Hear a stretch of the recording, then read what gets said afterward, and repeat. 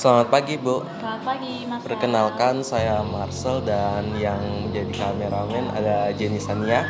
Kami akan mewawancarai Ibu mengenai teks prosedur cara melakukan praktek fotosintesis. Nah, sebelum itu kami ingin tahu apa tujuan dari praktek fotosintesis itu. Oke, jadi kalau kita melakukan fotosintesis, biasanya kita mau uji SAS. Artinya apa? Artinya proses fotosintesis itu bisa kita amati secara langsung. Karena apa? Karena erat kaitannya dengan kehidupan kita, ya. Karena tumbuh-tumbuhan itu sering kita jumpai juga di daerah-daerah kita. Oke, baik, Bu. Kemudian bagaimana cara kita membuktikan bahwa daun membutuhkan cahaya dalam proses fotosintesis? Oke, untuk mengetahuinya itulah nanti yang akan kita lakukan melalui percobaan. Itu namanya percobaan SAS. Jadi disitulah nanti kita akan menemukan hasilnya yang menunjukkan bahwa ternyata daun itu membutuhkan cahaya sebagai sumber utama dalam proses fotosintesis. Kemudian lokasi yang cocok untuk kita melakukan praktek fotosintesis itu di lingkungan seperti apa? Oke, kalau melakukan fotosintesis sebenarnya dimanapun bisa, asalkan bahan-bahan yang kita perlukan itu tersedia. Apalagi bahan utamanya itu adalah tumbuhan gitu. Jadi dimanapun kita menemukan tumbuhan, ya di situ kita bisa melakukan.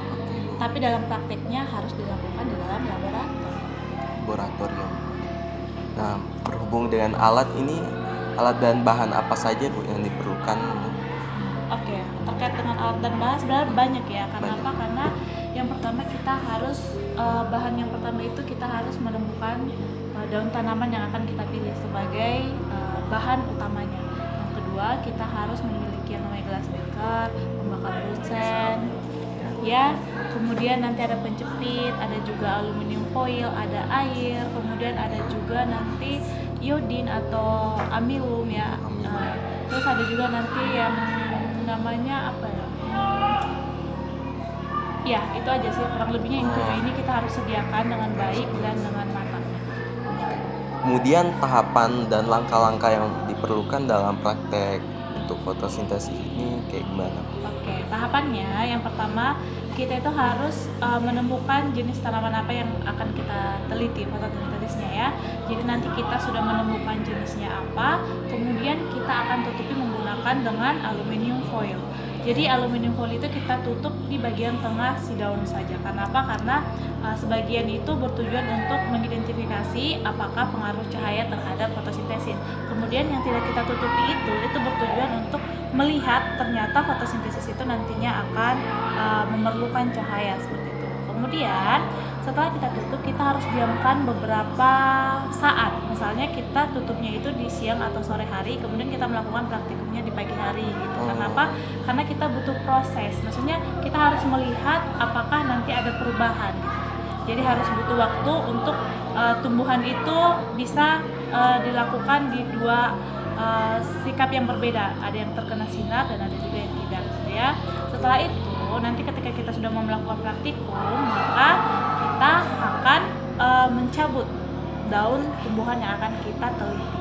Setelah kita cabut, kemudian siapkan alat dan bahan yang sudah memang tadi dijelaskan, ya.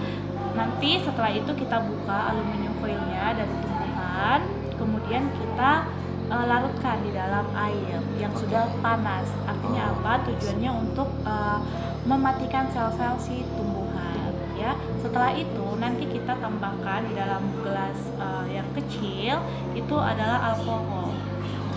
Ya, alkohol. Setelah itu nanti kamu ambil daunnya, daun yang sudah tadi kita panaskan dan masukkan di dalam gelas yang kecil yang isinya itu adalah alkohol, kemudian panaskan kembali. Tujuannya untuk apa? Tujuannya untuk melarutkan klorofil. Jadi nanti mempermudah kita dalam mengamati proses fotosintesis yang terjadi. Ya. Setelah itu kamu angkat kembali menggunakan pinset, jangan lupa ya pakai pinset, ya. Kemudian kamu letakkan dia, kamu lihat, kemudian nanti lugol ya tadi ya, lugol atau iodin gitu, ya. Biasanya kamu bisa temukan itu betadin atau apa. Nanti lugol atau betadin itu nanti kamu ambil tetesin ke dalam si daun, ya. Kamu tetesin ke dalam daun itu, kemudian kamu bisa mengamati. Jadi prosesnya sudah selesai ketika kamu sudah menetesi dengan iodin atau lugol, ya. Setelah itu kita